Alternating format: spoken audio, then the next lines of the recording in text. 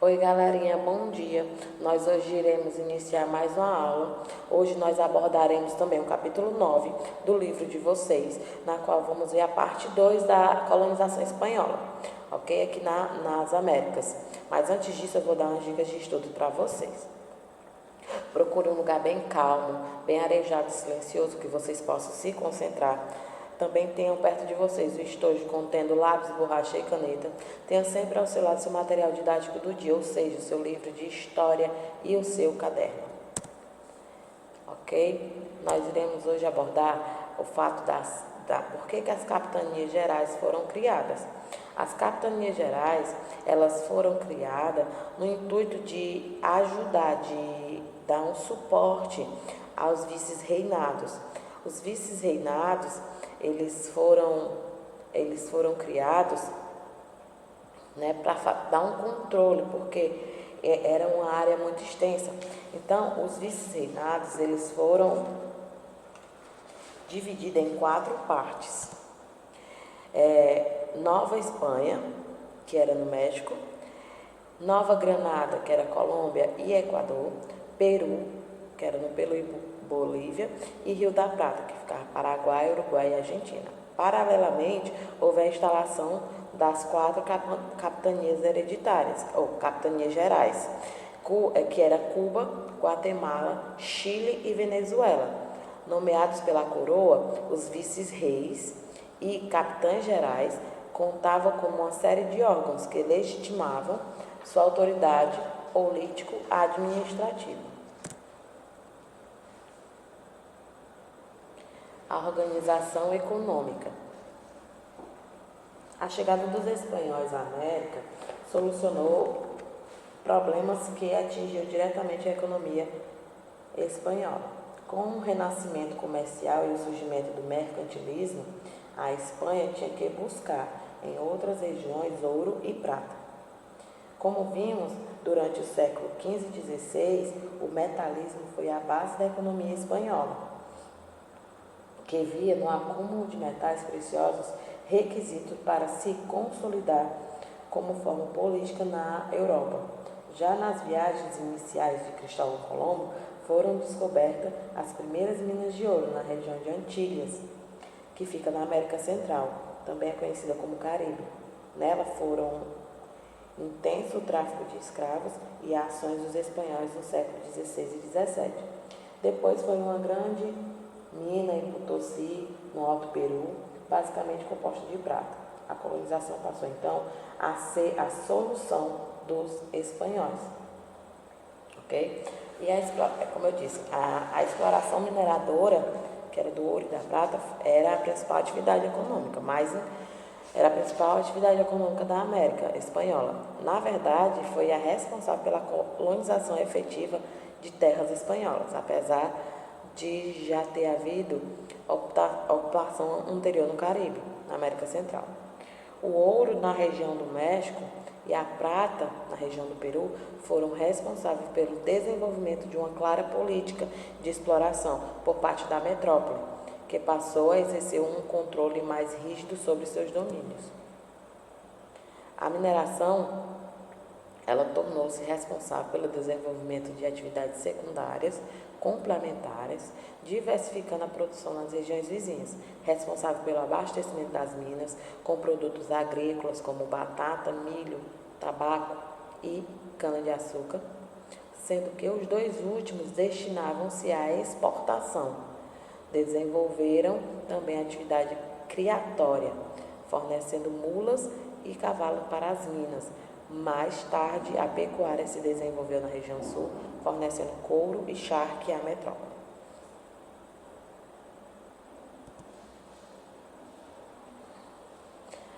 Ao estabelecer-se na América, os espanhóis se depararam com uma população organizada e regida por leis há muito tempo consagradas. Desse modo, além de suas próprias réguas, como a encomenda, os colonizadores empregaram os costumes locais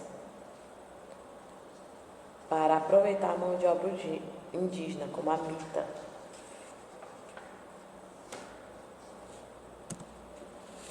E o que foi a encomenda, né? Era uma relação, gente, estabelecida entre os chefes das tribos indígenas com a coroa espanhola. Consistia em indicar trabalhadores indígenas para as minas. Essa relação exigia que os encomendeiros fossem catequizados no cristianismo da Igreja Católica. E, em função disso, tinha que pagar tributos através da força de produção dos trabalhadores indígenas. Era também uma instituição em vigor nos reinos de Castela e foi adaptada nas Índias, na América. A encomenda permitia ao encomendeiro, um fidalgo espanhol, a cobrar tributos na forma de trabalho ou de bens materiais a determinada população indígena. Em troca, o encomendeiro devia evangelizá-las, cuidá-las e defendê-las. As encomendas eram hereditárias, mas não perpétuas.